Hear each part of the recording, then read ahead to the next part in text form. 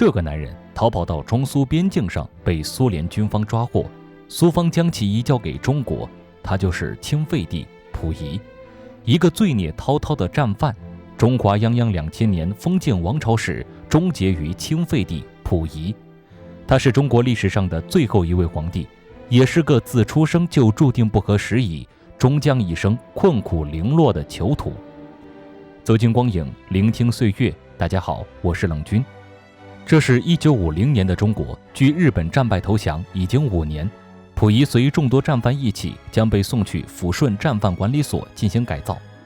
前朝旧臣见到昔日皇上，恭恭敬敬俯身向他行礼。昔日同为金銮殿上的贵人，而今共作可耻的阶下之囚。溥仪又是羞愧又是慌张，忙跑到空无一人的休息室里，在洗手池里放满热水，随口割开自己的手腕，让血迹缓缓溢满水池。他是伪满洲国的皇帝，残害同胞，助纣为虐的战犯，此去只怕必死无疑。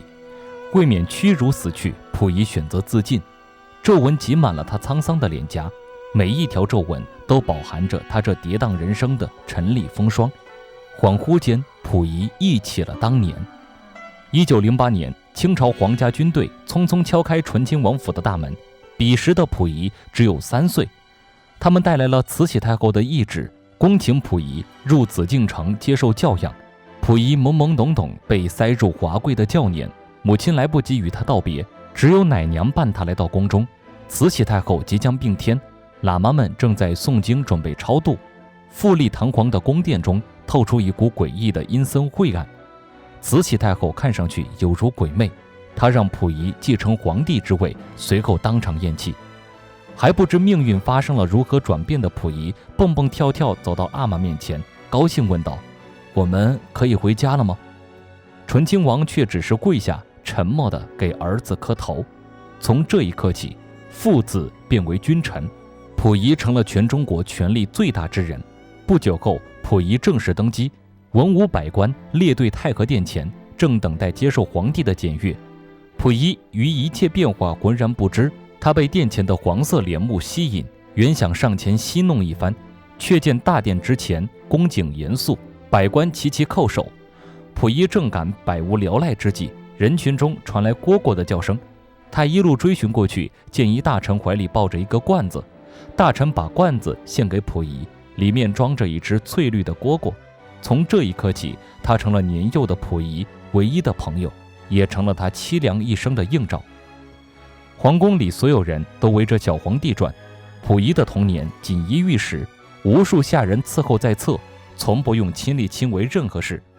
太监们总是告诉他：“您不用做任何事，您是万岁爷。”很快，溥仪就明白自己拥有至尊权力，他以这权力驾驭全紫禁城的人，并开始和胞弟溥杰炫耀。溥仪10岁这年，父母亲携溥杰来皇宫觐见，疏于往来的一家人表现并不热络。溥仪看见泪流满面的母亲，心中觉不出一丝悲伤，在他心中，奶娘更似亲生母亲。溥仪与溥杰还是初见，溥仪只觉他是个陌生的小娃娃。溥杰带来了好看的风筝，这才拉近了兄弟间的关系。溥仪高兴地和他炫耀自己的仪仗队，这是身为皇帝才有的特权。身边人日复一日地提醒他，皇帝的身份有多么尊贵，他也学会了以这身份压制人。皇帝想干什么就干什么，凌驾于万物之上。这观念溥仪深谙于心，只是皇帝不能离开皇宫。他这样告诉溥杰，也以为这是身为皇帝必须遵守的事情。直至后来，他才明白，不能出宫的只有他这一个皇帝。溥仪和溥杰开始一起念书。这天，溥杰穿着明黄色的内衬，溥仪感到冒犯，提醒他这是皇帝才能独着的衣色，其他人穿将会被杀头。溥杰不屑一顾，他说：“溥仪已经不是皇上了，什么人都可以穿明黄色。”外面出了一个新皇帝，他剪了辫子，乘坐汽车。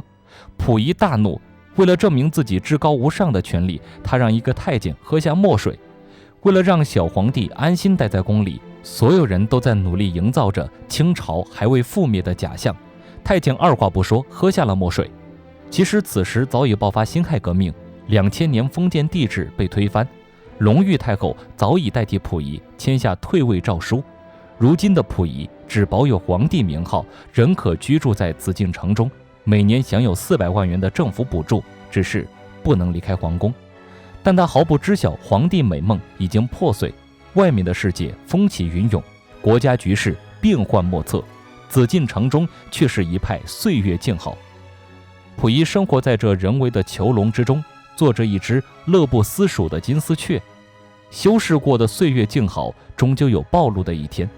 紫禁城外，军队列队踏步的声音格外响亮，这些异常的响声总会惊动溥仪。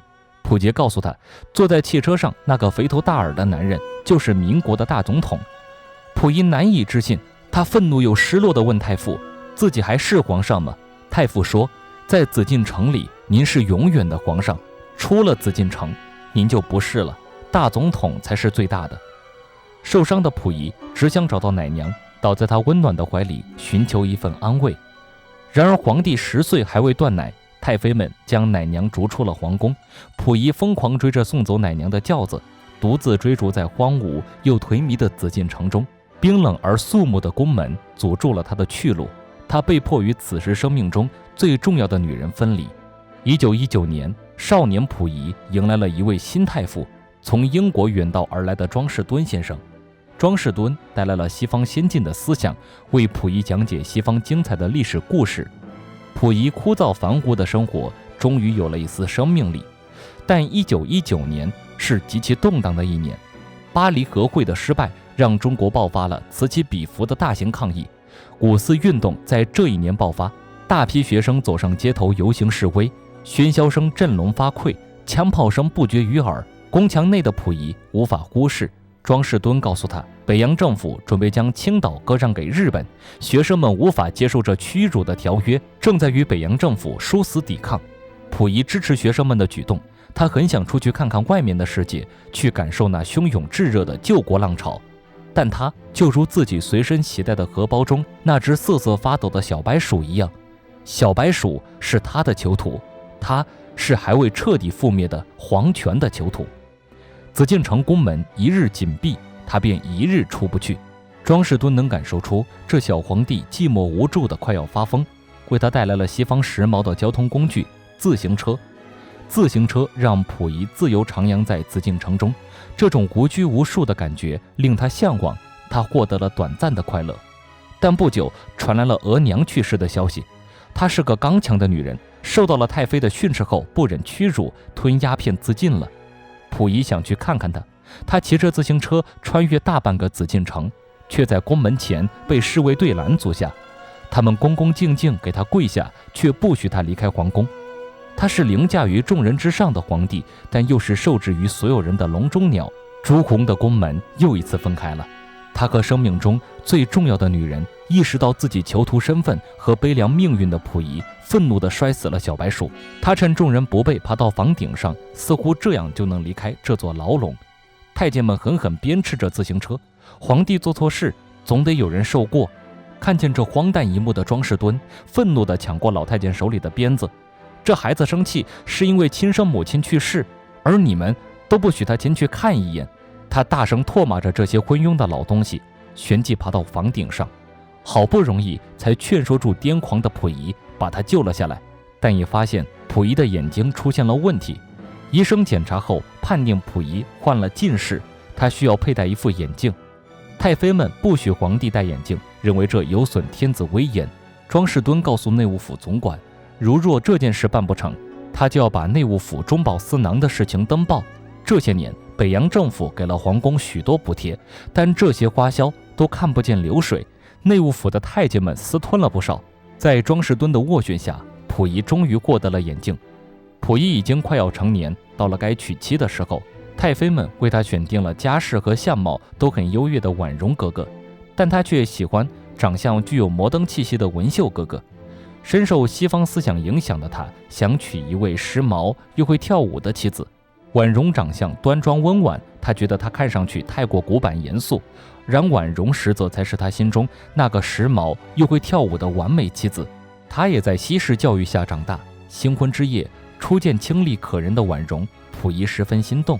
他们约定好今夜不入洞房，往后的日子里，慢慢培养感情，等到水到渠成，能自然水乳交融的那一天，再真正结为夫妻。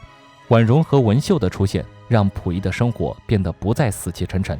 长大也让溥仪心智逐渐成熟，他开始不再甘心做一个受人摆布的玩偶。身边的太监们私吞财产的事被他发现，许多皇宫中珍贵的藏品都被他们拿到宫外倒卖换钱。溥仪决心整顿内务府，他割断自己的辫子，以示改革的决心，下令撤换内务府总管，清点内务府库存，查清到底被偷走了多少东西。这一夜，婉容和文秀先后来到他的房里，他们三人同寝，共享鱼水之欢。然而在这登上云端的美妙时刻，却传来了一个噩耗，内务府被一把大火烧光了。溥仪深知是太监们做贼心虚，一把火焚烧了内务府，他决心驱逐所有太监。太监们集体坐在宫门前闹事，民国政府对溥仪伸出了援助之手，军队的荷枪实弹震慑了太监们，他们只得拿着自己的命根子离开这座服务了大半辈子的紫禁城。溥仪既是愤怒，又感到一丝失落。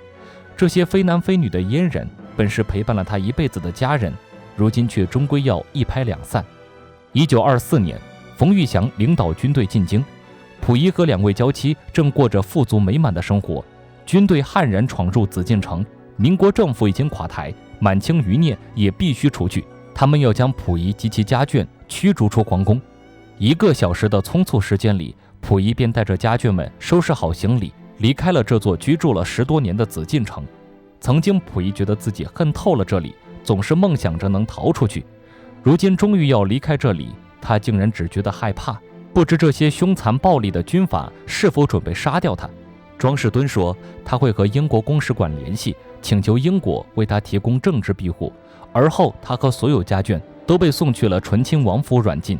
溥仪终于踏出了那扇朱红的大门，但这却不是终于敞开的牢门，而是通向另一座大牢的狱门。溥仪没有去英国公使馆，他接受了日本公使馆的帮助。日本是那时唯一愿意帮助他的人。日本这时的裕仁天皇与他年纪相仿，他以为对方是出于善意帮助他，加之他是满族人，在大多数中国人眼里他是异族人。那时的中国有许多反满联盟，其中一个反满联盟想要暗杀他，后来溥仪才知这个反满联盟其实是由日本人出资援助的，目的就是为了分化他和中国广大的贫苦大众。溥仪中了这个圈套，在日本人的帮助下，他于1927年去到了天津，住在日租界里，继续过着纸醉金迷的富足生活。前朝皇帝这个特殊的身份，让他无论在哪里都能获得别有用心之人的资助。溥仪幻想过复辟帝制，甚至不惜出资想换取一些军阀和白俄将军的帮助，但都以失败告终。这时的他变成了一个风流浪荡的花花公子，他总是幻想着能去西方，并热衷于搜集任何舶来品。溥仪和婉容的感情如胶似漆，文秀感受到了冷落，3个人的爱情总有一人显得多余。进入民国之后，西方一夫一妻的思想根植于中国民众的心里。婉容是正妻，原本是淑妃的文秀似乎成了溥仪见不得光的情人。与旁人交谈时，他总是羞于谈及自己的身份，这令他十分苦闷。他决定和溥仪离婚。大感颜面受辱的溥仪坚决不同意离婚，但文秀不肯回头。一个幽静沉闷的雨天，他离开了溥仪的别墅。潺潺雨幕的洗礼为文秀带来了自由的气息，他甘心被恣意的雨水淋湿，快乐的一去不返。此时蒋介石已与共产党决裂，中国大地大半都掌握在南京政府手里。日本人为了建设自己的势力范围，决心将溥仪扶作傀儡，在东北3省建立一个伪满洲国。曾是溥仪表妹的川岛芳子来到他身边，蛊惑他去做伪满洲国的皇帝。溥仪还沉浸在皇帝美梦之中。文秀的离去令他深受刺激，慈禧太后陵墓被盗的消息也加深了他的愤怒。他急于找回身为皇帝的尊严，以为借助日本人的力量可以实现复辟，他能重回皇帝的尊位，于是顺从地去到了满洲。这一年，他送走恩师庄士敦，带着家眷踏上了满洲故土。这片富饶的土地是满人的根基，他们自这里入关，打下整个中国。重回满洲的溥仪意气风发，认定自己是这里世袭的主人。昔日太傅陈宝琛不愿追随，这是叛国行为。凡是有所气节之人都拒绝与溥仪同往，连婉容都看出日本人是在利用溥仪。他提醒溥仪不要中计，但年轻气盛的溥仪觉得自己有能力反过来利用日本人。国民军队背弃了他，赶他出紫禁城，还盗掘了他先祖的陵墓。偏激的溥仪认为他被整个中国背弃了，在他心里他已经没有国家，他必须回到满洲建立起自己的国家。再次登上皇位，溥仪已没有了昔日的光辉。登基仪式像是一个工厂的落成典礼，既寒酸又促狭。溥仪成为了这一方小天地的主宰。晚宴上，关东军首领向他道贺，这野蛮的军队也向自己臣服。溥仪以为自己当真掌握了一切。众人在宴会厅中觥筹交错，只有婉容在角落里不胜唏嘘。她知道心爱的丈夫彻底陷入了一个挣脱不出的泥淖，那明明是一张日本人编织出来的，终将会吞噬进他血肉的蜘蛛网。但溥仪沉浸其中，自得其乐，以为自己能在网上翻云覆雨。他融入不了那些虚假的欢乐中。婉容的失常引得众人侧目，溥仪赶来，怪罪婉容有失体面。婉容问他为何不再亲近自己，溥仪说因为他吸食鸦片。川岛芳子引诱婉容沉迷鸦片，这是害死溥仪额娘的罪魁祸首，也是毁掉大半个中国的祸因。他厌憎鸦片，婉容讥讽溥仪，满洲国到处都能买到鸦片，日本人靠这个大发横财，为何他身为皇帝却制止不了日本人的这些行径？溥仪恼怒，让婉容闭嘴。那个叫甘破的日本人才是满洲国真正的统领者。人人都围着甘破打转，只有溥仪以为自己是世界的中心。裕仁天皇邀请溥仪访问日本，本着和谐建设两国的心思，溥仪高兴地去了日本。待他再次回到满洲，他所有的权力都落入了日本人手中。亲卫队被收缴武器，原本的总理大臣郑孝胥遭到驱逐，大毒枭张景惠出任新任总理大臣。这人有门路，贩卖毒品，谋取暴利，甚至不惧蒋介石的威胁。日本人因此看中了他，他们强迫溥仪在任命书上签字，满洲国必须为日本人提供巨额军费。溥仪拒绝签字，向众人演讲着自己的宏图大愿。一群日本人当即走人，狠狠给他甩了冷脸。这一刻，溥仪总算明白，没有日本人的扶持，他什么都不是。为了继续过着优渥的生活，看清自己傀儡身份的溥仪不得不选择认命。此后，他在日本人的操纵下被迫签署了很多文件，譬如将满洲国的官方语言定为日语。许多文件他甚至不清楚里面的内容。他太年轻，一辈子被人保护得太好，思想太过理想化，根本斗不过这些在权力场上追名逐利、逢迎往来浸淫多年的人。此时婉容怀孕了，溥仪为满洲国的未来打算，希望日本人承认这个继承人。甘破指出，这孩子不是他的，是婉容与司机私通怀上的。日本人杀死了司机，婉容生下孩子后，他们按下手脚，将孩子也杀死，告诉溥仪孩子一生下来就死了，并将婉容强制送去了精神病院。明知一切都是日本人的诡计，但溥仪毫无反抗能力。他追着婉容而去，想再见她一面，但他又一次失去了生命中最重要的女人。一扇冰冷的铁门将他们隔绝在了两个世界。1945年，日本战败投降，甘破引枪自尽，川岛芳子穷途末路，溥仪忙着逃难。日本人要把他带走，向美国投降。一旦被共产党抓到，他们认为他一定死罪难逃。溥仪见到了多年未见的婉容，他已经精神失常，形容枯槁。每见到一个人，婉容都朝他们吐口水，唯独见到溥仪时，婉容眸中还会透出一丝黯然。他已经记不得溥仪，但或许心底还尚存一丝情意。他有些羞于见到溥仪，惊恐地躲到屋中，避开溥仪。溥仪满眼心痛，但仍是随着日本人仓皇逃走。飞机在中苏边境被苏联军队截获，被关押5年之后，苏方将溥仪移送给了中国，他终究落入了共产党手里。火车站休息室的墙上绘着毛主席秋收起义的画像，溥仪看着那东方的红太阳，感到了自己是如此的可笑。他走入休息室中自杀，被敏锐的监狱长察觉，他撞开房门将溥仪救下。而后溥仪开始了他的监禁生活。侍从大理仍跟在溥仪身边，他的一切生活起居都需要大理的照顾，纽扣、鞋带他都不会系。在监狱里，溥仪遇见了胞弟溥杰，这2个满清余孽一起接受着社会主义的改造。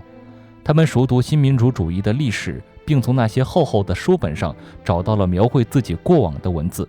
管理所里关押着的所有人都是曾为日本人办事的战犯，溥仪成为了这其中的981号犯人。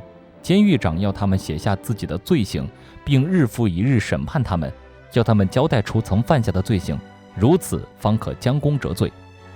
初时溥仪有所隐瞒，他害怕遭到严苛的对待。对于前往满洲国一事，他谎称是受到了日本人的绑架。庄士敦回到英国后，出版了一本名叫《紫禁城的黄昏》的书，书中记载着有关溥仪的事。庄士敦提到，溥仪是自愿前往满洲的，这成了监狱长推翻溥仪谎话的证据。大理交代罪行时也说，在前往满洲的前一天，他就收拾好了溥仪的行李。被绑架的人怎会有时间让随从收拾行李？溥仪的谎话被戳穿，他只得交代了自己在满洲犯下的罪行，成为日本人的傀儡，日本人奴役中国百姓的工具，这些都是他主动选择的。一辈子都在享受别人照顾的溥仪，住进了监狱都还无法生活自理，总是需要大理照顾他的起居。为了让他成功改造，他被调去了别的牢房，和一群老头住在一起，这其中就有之前的大毒枭张景惠。从他这里，溥仪知晓了当初郑孝胥被驱逐的真相。为了从满洲国搜刮巨额军费，日本人暗杀了郑孝胥。他们在满洲国开办工厂，生产鸦片，诱导众多中国人吸食鸦片，造成了无数中国人死亡。这些都在他签署的那些文件中明示过。在管理所，他看见了日本人屠杀中国人的影像，他们轰炸上海，制造了南京大屠杀，并用活人进行人体试验。此时溥仪才知自己做下了多大的恶事，他把所有罪行都一并认下了，做过的、没做过的，只要问起他的，一律承认。中国陷入那么深重的苦难之中，他这个伪满洲国的皇帝难辞其咎。他积极接受着改造，但一个一辈子十指不沾阳春水的人，难以快速转变身份，适应新的环境。直至后来大理被释放，他才终于学着自己成长。从前他认为人人都不如自己，后来他认为自己谁都及不上。这跌宕起伏、波折坎坷的一生吞没了他的本性。他知道监狱里那些诚惶诚恐、高喊着社会主义口号的人都不是诚心悔过的，只是迫于局势不得不表现乖顺，而他也丧失了所有的义气，只愿余生还能有安稳岁月可度。多年的监禁生活让溥仪学会了做一个普通人，他完成了改造，成为了一个勤劳朴实的园丁。1959年，溥仪得到特赦，离开了居住10年的管理所。他在一个种植园工作，勉强有果腹的营生。他和所有人一样，自由行走在街头，终于能随意驾驶心爱的自行车。一生都在遭遇囚禁的他，终于迎来了梦寐以求的自由。后来，社会又发生了一次重大变迁，曾给过溥仪许多帮助的监狱长，成为了人们口中的坏人。溥仪无法理解，他站在人潮之外，静静观察着喧闹的游行队伍。他冲出去向人们解释，他说监狱长是个好人，但没有一人愿意听从他的。他看不懂这日日都在发生巨变的时代。曾经还是封建社会，中国有着皇帝，后来变成民国，有了大总统，如今又变成中华人民共和国。他始终在晕头转向中，被人们推着往前走。他似乎从未跟上过时代的潮流，一直都是被动的、茫然地朝前走着。后来他又一次回到自己的家，那座巍峨辉煌的紫禁城，如今它叫做故宫博物院。以前他无论如何出不来，现在他再不能自由地回去。他花钱买了一张票，终于回到了这爱恨交杂的家。站在金銮殿上，过往的岁月涌上心头，无论是欢喜的、悲伤的，五花八门的情绪充盈在他心间，但最终都只余下黯然。人生至此，只能释然，再多波澜壮阔都成过往云烟。他已成一个耄耋老人，满眼数不尽的尘世风霜。管理员的小儿子跑上前来，不许他靠近殿上的龙椅。溥仪说，以前他住在这儿。小孩问他如何证明。溥仪爬上曾坐过的龙椅，从坐垫后方取出一个罐子，那是当年他用来装蝈蝈的罐子。他逝去成灰，把罐子交给小孩，小孩打开罐子，一只苍黄的蝈蝈从里面爬了出来，翠绿至苍黄，青葱岁月至白发苍苍，这是溥仪波澜壮阔的一生。这只蝈蝈就是另一个他。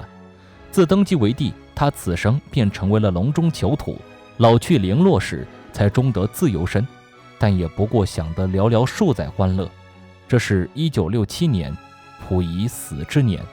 后来无数人到太和殿参观，导游总会不停提起一件事，这里是以前的皇帝登基的地方，最后一位在这里称帝的人，他的名字叫做爱新觉罗·溥仪。末代皇帝上映于1987年，由意大利导演贝纳尔多·贝托鲁奇执导，尊龙、陈冲、邬君梅、彼得·奥图等主演。这是一部由意英中三国合拍的传记电影，讲述了我国历史上最后一位皇帝宣统帝溥仪跌宕起伏的人生。曾在1988年的第60届奥斯卡金像奖提名9大奖项，并全部拿下。这是一部震惊世界影坛的优秀影片，改编自庄士敦所著书籍《紫禁城的黄昏》和溥仪后来所写的自传《我的前半生》。电影剧情大部分基于历史事实，有部分的艺术加工。冷军并没有考据过溥仪真实的人生，但据搜集到的有限资料显示，电影对溥仪此人还是进行了一定程度的美化。比如历史上婉容的女儿是被溥仪扔进锅炉而死，电影中改成了被日本人杀死。历史上婉容和文秀有过争风吃醋，电影中二人关系塑造得比较融洽。冷军不聊史实，只谈电影中塑造的溥仪。电影的基调十分苍凉，全片的光线都十分昏暗，让人感到压抑、悲伤、治愈。这奠定了电影的基调，就是无法转圜的悲凉。电影故事讲述的角度放在了对溥仪的同情之上。电影体现出一种时代潮流的不可逆转。溥仪一生都在努力抗争，但人力又怎抵得过自然之力？人的命运将如何发展，不只在于自身的奋斗，还在于整个历史的进程、社会环境的改变以及时代的变迁。我们都说看故事一定要结合故事的时代背景，才能看出其中所要真正表达的内涵，因此必须结合溥仪出生的年代来看待他的整个人生。我认为戏谑二字是他一生的写照。他非常不幸地出生在封建王朝末期，慈禧太后大权在握，光绪帝忧愤而死，他被指认为光绪帝的接班人，父母亲人都无力反抗，他被迫成为了万人之上的皇帝。但这皇帝之位只是一个虚假的壳子。年幼时他没有实权，隆裕太后和辅政大臣操控着他的人生。后来清朝彻底退出历史舞台，整个王朝都不存在了，皇帝只成为一个象征，他注定一辈子都拿不到皇帝应有的实权，成为了摆在皇宫中任人瞻仰的吉祥物。清朝与民国政府垂死抗争，仍要保全皇族的一份尊荣。他被迫承载着家族的荣耀，苟延残喘，成为令众人厌恶的眼中钉，人人都想除之而后快。这些变化和发展便已注定他一生逃不出悲剧的命运。皇帝这个身份令他承担了太多莫须有的责任，而他本人浑浑噩噩，没有担起这一切的意识和决心。他不明白外面的世界发生了怎样的改变，以为一切还是老样子，只是觉得自己好孤独。那些喧嚣的游行吵闹声终于提醒他，外面已改换了天地。民国一个陌生的词汇闯入他的视野，但他完全不明白这是什么意思。封建和共和有什么区别？他全然不了解。他浑浑噩噩地结婚，庄士敦告诉他，结婚是长大的标志，代表以后能当家做主了。为了掌控紫禁城中的一切，他又走入了人生的另一个阶段，成为了2个女人的丈夫。但他还是出不去，他仍不明白是时代的变化，身份的固守，导致他一直被困在牢笼中，直至被冯玉祥的军队赶出北京，他才第一次接触到民国，接触到租界。但他还是不明白如今是一个怎样的时代。洞中才一瞬，世上已千年，这种沧桑，这种变幻，他从未感知过，因此看不明白，只知道自己是中国的皇帝，是最尊贵的人，应该拥有最优渥的生活，得到全部人的尊崇。因此受到日本人的蛊惑，做起了满洲国的皇帝。身边人只教会他皇帝的特权，却没告诉他一国统领者应背负的责任。他不会心疼底下的人，无法理解中国人遭受的苦难。他贪生怕死，只想过好自己的小日子，任由日本人操控自己，犯下了那么多的罪孽。直至后来进了改造所，他才终于知道自己的浑噩茫然给中国带来了多大的灾难。他勤勤恳恳地接受改造，认为自己做的所有事都是错的，他不反驳一句，一力担下所有错事。他还是不明白身份的转变，错对的定义，因为从前他只知道一件事：皇帝说的任何话，做的任何事都是对的。突然的改变让他应接不暇。这究竟是一个怎样的时代？是一个具有怎样风气的社会？我想，电影中的溥仪，他从来都没活明白。他的一生如此戏谑，似乎是一个有写故事的人编写出来的笑话一般的悲剧故事。影片里的溥仪是一个被人为阻隔在时代潮流之后，以最陈旧的观念生活在一个不停前进和巨变频发的时代，始终跟不上历史进程的落单的人。封建、民国、社会主义，他到老至死都没搞明白这些名词的定义。但他释然了一生的曲折。出狱后的那几年，他努力生活着，享受着得来不易的自由，并在最后不再对可耻的过往感到难以启齿。他平淡地告诉小孩，他曾是中国的皇帝，并拿出罐子证明自己所言非虚。在经历诸多大悲大喜和身份变换的百转千回之后，他不再纠结于那些搞不懂的观念、分不清的社会变迁，选择了搭建好自己的那一方小天地，做着一个平淡但充实的园丁，侍弄花花草草，安度余生岁月。这个被时代洪流所淹没，到死都没活明白自己一生悲剧命运的人，他没有执着于生命中的悲凉，从中摘取了那少之又少的欢愉部分，浅尝辄止，终获欢心。我想看完这部电影的大家，或多或少都会对溥仪产生同情。其实他是不值得同情的，他确实是一个被飞速变幻的时代推着茫然前行的可怜人，但也确实是一个伤害中国人民感情的加害者。他的悲剧源于他贪图享乐，始终沉浸在皇帝的身份里，不愿醒来。我们这些贫苦大众凭什么去同情一个一生富贵的大地主？但这部电影的故事情节仍是令人心碎。我想令我们产生同情的并不是溥仪这个人，而是这份无奈的悲凉的命运。在时代的洪流面前，所有人都是渺小的，哪怕尊贵强大如皇帝，最终也会被腐蚀成一粒小小烟尘。时代到了该前进的时候，社会腐朽到了该重生的时候，每一个人都只能成为自然兴衰的踏板。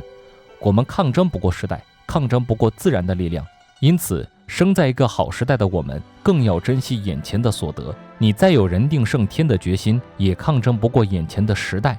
譬如老舍先生文中的祥子，他那么努力拉车攒钱，就好像如今为了买房努力工作的我们，祥子最后的结局是疯掉，因为他处在一个最糟糕苦难的时代，社会大环境让他无论如何努力都实现不了心中的夙愿。